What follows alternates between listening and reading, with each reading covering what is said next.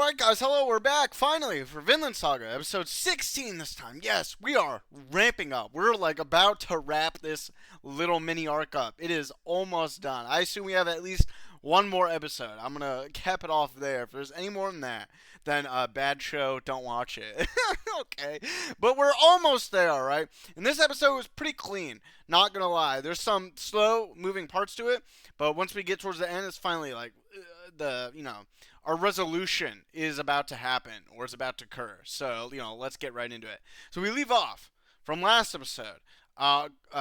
Fucking Einar and Thorfinn have just become aware of what happened. Arnhys and Gardar have escaped. We're like, holy fuck, what do we do? How will we find her? How will we find them? So they're running off on their own. Literally just looking for them. What plan do they have? They don't, no plan. Don't fuck it, forget about plans. Doesn't matter. Oh my god, immediately they find her.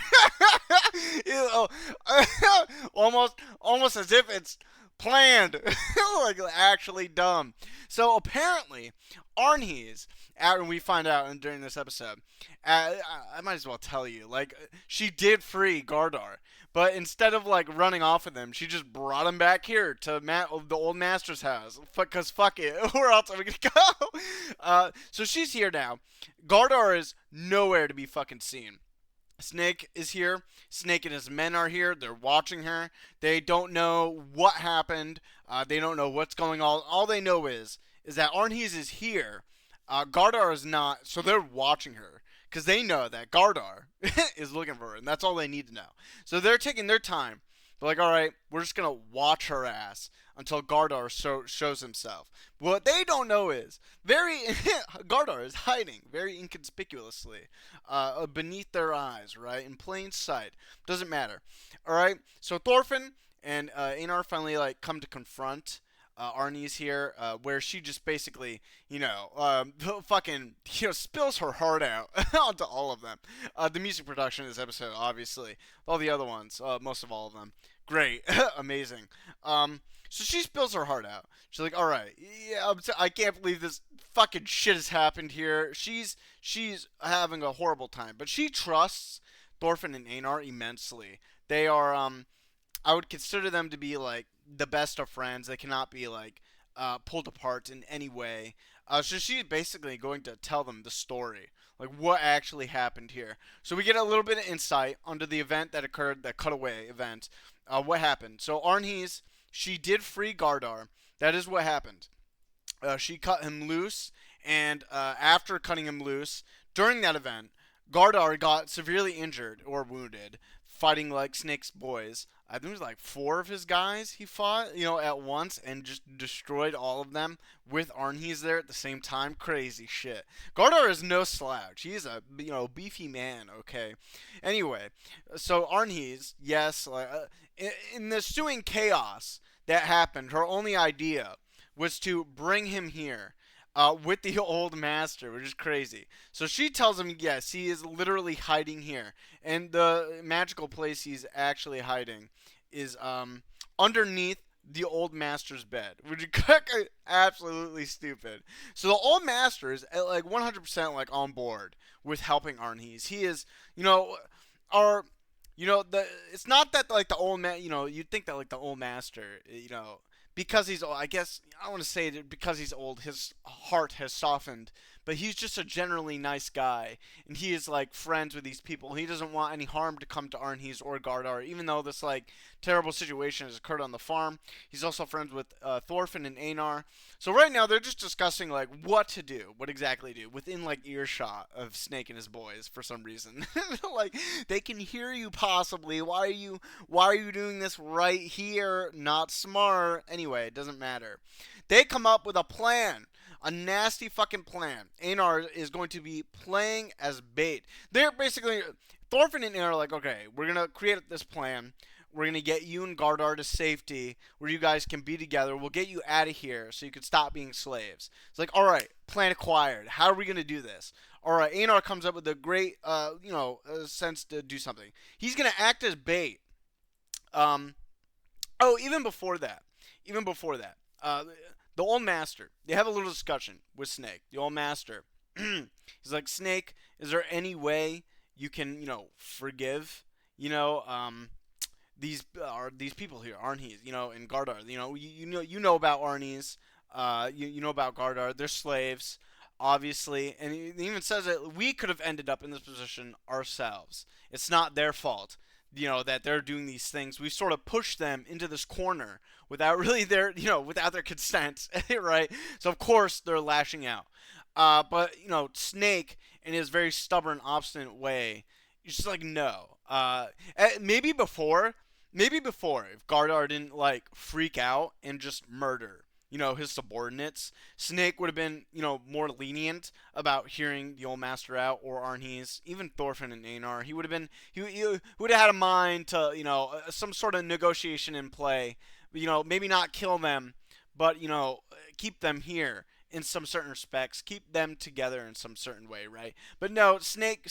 At this point, Snake is past the point of no return. He cannot give this man up. He's killed his subordinates. He has a job to do as well. So he can't like do this.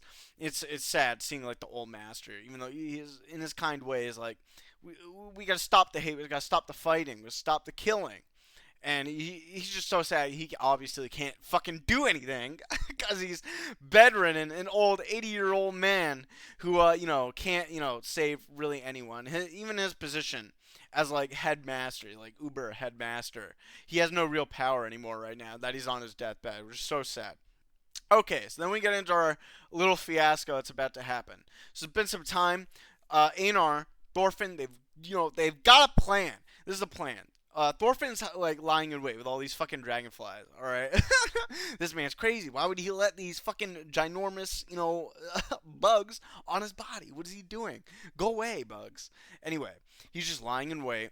They set up their plan. Their plan essentially is to use Einar as bait. So and that works because Einar and Gardar, they're physically like the same in height and body weight size. So and from a distance you could tell that like, oh, maybe that is Gardar. Obviously this is a nice like bait plan. And essentially it's just Einar is going to be driving off Snake's friends, his subordinates.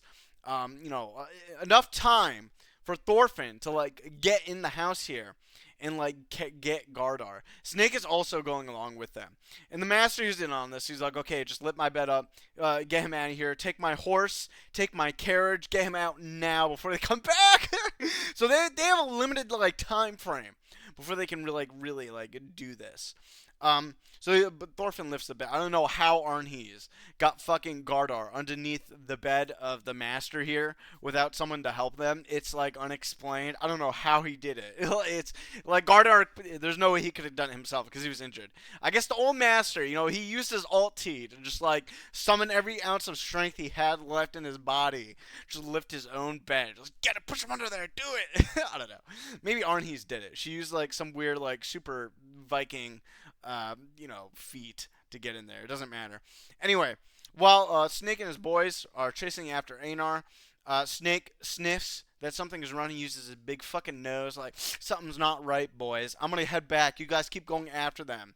All right. So while Thorfinn is getting ready to like put Gardar on the carriage, Snake finally returns. He doesn't return with his horse. Because if he did, Thorfinn would sense him.